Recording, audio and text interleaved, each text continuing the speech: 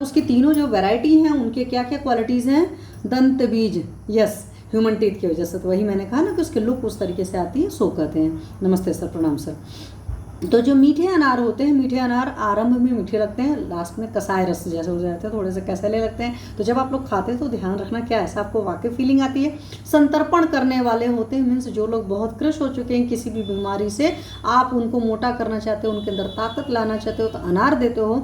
और यही वजह है कि आप देखो ना, मेजॉरिटी बीमारियों में क्या होता था, अनार का जूस वगैरह दिया जाता है। लेकिन एक नुकसान भी होता है, बहुत ज़्यादा वातकारक होता है जब अनार का जूस आप देते हो। तो अनार का जूस ऐसे नहीं दीजिए, और पाचन शक्ति के हिसाब से दीजिए। पेशेंट को जितनी भूख लगी उतनी दे दीजिए। अब आप क्या सोचते हो कि लिक्विड फॉर्मेट में है तो पानी तरह पिला दोगे, तो ऐसा नहीं होता। प्लीज़ इस बात का ख्याल रखें, इसीलिए मैं छोटी छोटी चीज़ों पर आपको बताती हूँ। तो संतर्पण करने वाला होता है, मतलब आपके अंदर पावर लाएगा, एक तरीके से मोटापा लाएगा, बढ़ाएगा, सारा चीज़ें मीन्स रिस्टोर करेगा, सिंपल लैंग्वेज में अगर आप समझते हो। शुक्रजनक होता है तो मेल के लिए बहुत अच्छा होगा, क्योंकि शुक्र का जनन करेगा। तो जिन लोगों को भी शुक्र की तकलीफ है, आजकल इस तरह के बहुत सारे पेशेंट्स आते हैं, मेजॉरिटी जिनको अल्गियो स्पर्म की प्रॉब्लम होती है, मतलब स्पर्म उनका कम होता है काउंट, तो वहाँ पर ये बहुत बढ़िया काम करेगा। लघु होता है, पाचन में हल्का होता है, बहुत भारी नहीं होता, पानी से भारी होगा, पानी की अलग बात होती है। ग्राही होता है, ग्राही का मतलब अतिसार के पेशेंट को बड़े आराम से दे सकते हैं, इस बात को समझिए। जब भी लूज मोशंस वगैरह होते हैं तो लूज मोशन के केस में मैं बोलती हूँ कि पहले का जब वैसा निकल रहा है,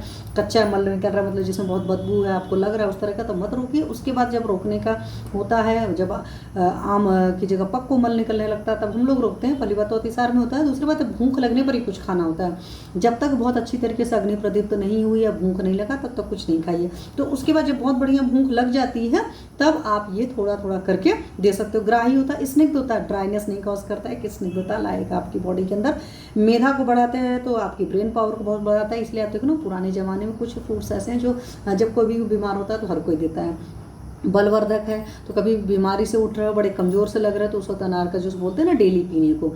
फिर मैं कहती हूँ कि जिन लोगों को प्रॉब्लम रहती है कि नहीं, उसके बावजूद बहुत सारी तकलीफें होती रहती हैं, कॉन्स्टिपेशन वगैरह भी साथ में होता रहता है, तो जूस मत पीजिए, सीधे सीधे फ्रूट को खाइए। क्योंकि जब आप फ्रूट को खाएंगे तो रफस भी जाएगा, फाइबर भी जाएगा बॉडी में, तो कॉन्स्टिपेशन कॉज नहीं करेगा।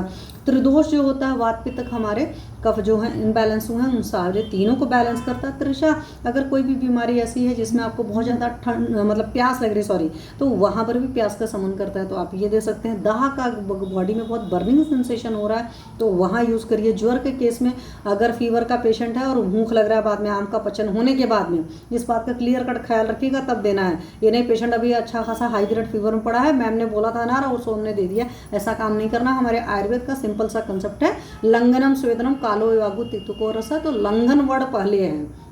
मीन्स जब भी फीवर होता है कोशिश करिए 3-4 दिन कुछ भी मत खाइए। तो जब बहुत अच्छी सी भूख लग जाती है तो अनार का जूस वगैरह बड़े आराम से दे सकते हैं। हृदय है, मीन्स कार्डियक टॉनिक की तरह काम करता है, तो जो हार्ट के पेशेंट्स हैं आप उनको भी दे सकते हैं। किसी को कंठ संबंधित कोई भी समस्या है, गले में तकलीफ है, तो उस वक्त भी आप अनार का जूस दे सकते हैं। मुख दुर्गंध, जिन लोगों के मुंह से स्मेल आती है, फाउल स्मेल आती है, जिनको भी डाइजेशन के इश्यूज होते हैं, उनके साथ इस तरह की प्रॉब्लम आती है, उन सारे लोग को भी आप दे सकते हैं। और इस सारे लोग को कौन सा वाला देना है, इन सारे लोग को मीठे अनार देना है, तो इस बात का पूरा पूरा ख्याल रखिए, ठीक है। तो इसीलिए मैंने ये सारी चीज़ें बता दी है कि किस किस पेशेंट को मीठे अनार दिए जा सकते हैं।